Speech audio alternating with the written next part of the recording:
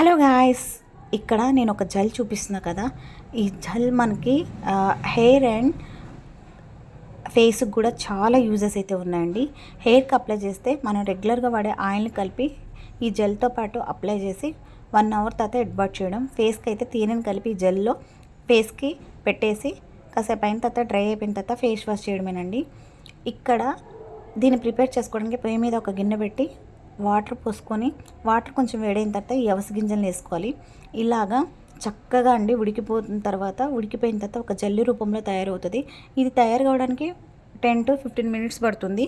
తర్వాత ఈ జెల్ తయారైన తర్వాత స్ట్రైనర్ సహాయంతో ఈ జెల్లీని మనం తీసేసుకోవడమే.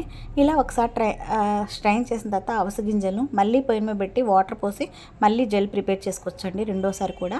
ఇది 1 మంత్ వరకు స్టోర్ చేసుకోవచ్చు. ఎప్పుడు కావాలంటే అప్పుడు ఫేస్కి తేనె కలిపి అలాగే హెయిర్కి ఆయిల్ కలిపి అప్లై చేసుకోవడమే. నచ్చితే లైక్, షేర్, సబ్స్క్రైబ్.